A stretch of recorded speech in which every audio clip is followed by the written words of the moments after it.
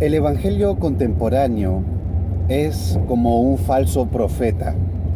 ¿Cómo identificamos a un falso profeta?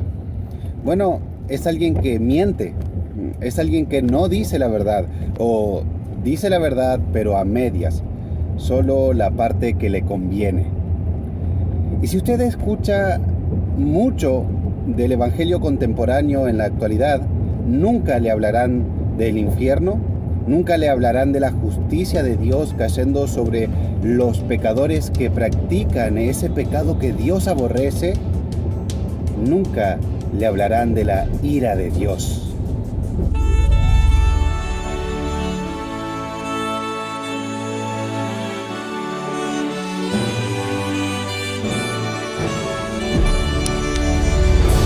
Le saludo cordialmente, le habla David Campos y quisiera invitarle a que tome unos minutos y escuche un mensaje que todo el mundo necesita oír. En estas vacaciones vamos a descansar un momento de Primera Timoteo. Quiero aprovecharla para volver a repasar, corregir y editar los mensajes basados en la carta que tanto amo de la Biblia, Romanos. Mire, la Biblia ha sido el libro más traducido en la historia y el libro más vendido de todos los tiempos. Pero hoy pocos entienden bien su contenido y creo que en parte es culpa de nosotros. Sí, nosotros, los predicadores. Muchas veces somos tentados a exponer y mostrar las partes más bonitas de la Biblia y lo que gusta escuchar. Pero si hacemos eso, estamos mutilando el contenido de la Biblia y creando un hueco respecto al tema supremo de la Biblia, el Evangelio. Les daré un ejemplo. ¿Cuántas veces ha escuchado hablar del amor de Dios? Seguramente muchas. ¿O ha visto algún escrito que cita Dios es amor? Lo cual es verdad y estoy totalmente de acuerdo que se enseñe. Pero ¿ha escuchado con esa frecuencia de la ira de Dios? Uno de los libros de la Biblia que se merece un estudio profundo es Romanos. El gran reformador Lutero decía que es la explicación del Evangelio en su forma más pura. Y este libro tan importante para anunciar las buenas noticias de que por fe en Jesús hay salvación, lo primero que enseña con profundidad no es sobre lo feliz y bendecido que serás si aceptas a Jesús, como se hace hoy, sino que presenta el Evangelio hablando de la culpabilidad del hombre ante un Dios que está obligado moralmente a actuar con justicia. El Dios de la religión moderna que no juzga a los pecadores es un invento de la imaginación. Es una caricatura de Dios, o en todo caso es una burla, es inmoral y sin bondad. Romanos 1:18 dice: porque la ira de Dios se revela desde el cielo contra toda impiedad e injusticia de los hombres que detienen con injusticia la verdad. Dígame, ¿alguna vez compartió el Evangelio así? Hoy se hace todo lo contrario. Se empieza hablando del amor de Dios o de las bendiciones que tendrías en Él. Pero dirías, ¿sabes? Querido amigo, quiero decirte algo. La ira de Dios se está revelando en contra de tu pecado. Note que este versículo dice que la ira de Dios es contra el pecado, contra toda impiedad e injusticia de los hombres. Y podríamos opacar la seriedad de este versículo diciendo que no es contra el hombre en sí, sino contra el pecado que practica el hombre. Pero dígame, ¿al infierno se irá solo el pecado y no el hombre? Sin lugar a dudas, es un versículo serio que muestra la gravedad del pecado. Aunque impiedad e injusticia sean sinónimos de pecado, algunos eruditos diferencian los términos. La impiedad es la falta de reverencia, respeto y temor a Dios, mientras que la injusticia es actuar mal contra mi prójimo, o sea, contra mi amigo, mi vecino, mi pariente. Una es el pecado contra Dios y la otra, el pecado contra mi semejante. Una sociedad que ha sido prosperada en todo, pero no piensa en su prójimo y no teme a Dios, no es una sociedad bendecida, es una sociedad que está bajo la ira de Dios. Se tiende a ocultar la ira de Dios, pero la Biblia nos habla claramente de ella. Muchos dicen que solo el Antiguo Testamento habla de la ira de Dios y el Nuevo habla solo del amor de Dios. Sin embargo, esto no es cierto. Acabamos de leer un versículo del Nuevo Testamento.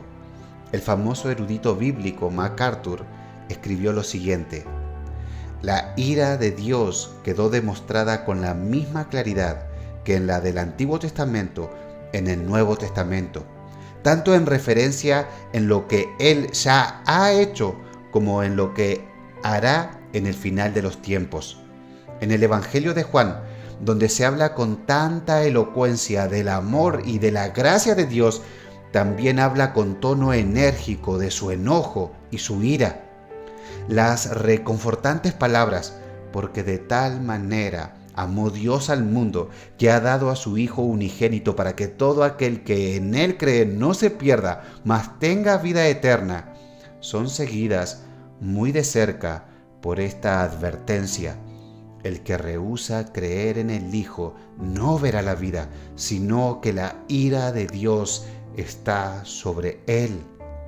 Hermanos, el pecado es tan grave y destructivo que merece la ira de Dios. Dios realmente está airado con el pecado y dará su merecido castigo a los pecadores. Usted me puede decir: no puede ser que un Dios de amor tenga ira y odio. Pero piénselo, tiene mucha coherencia. Si Dios realmente ama al hombre, entonces tendría que odiar aquello que lo destruye. Por eso, Dios odia el pecado. O dicho en Reina Valera, Dios aborrece el pecado. Y porque Dios es un juez bueno, tiene que condenar al pecador.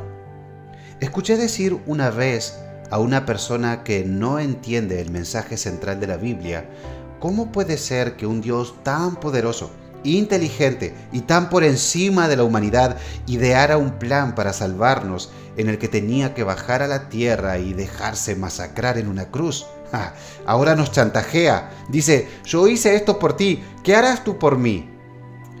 Que alguien llegue a hacer esa pregunta es fruto de la pobre predicación moderna, que no presenta al Dios de la Biblia, ni tampoco muestra lo grave de nuestro pecado. Dios, que es infinitamente más inteligente que nosotros, vio una sola manera de salvar a un mundo perdido. Porque Dios es justo, es que no puede llevar a ningún pecador al cielo. Si Dios verdaderamente es justo, aún al más chico de los pecadores tendría que condenarlo, castigarlo y desatar su ira sobre él. A esta altura del video quiero dejar algo bien claro. La ira de Dios no es como la nuestra, que tenemos un arrebato de ira en que gritamos, rompemos y golpeamos y hacemos cosas de las cuales nos arrepentimos después. No, la ira de Dios es inmutable.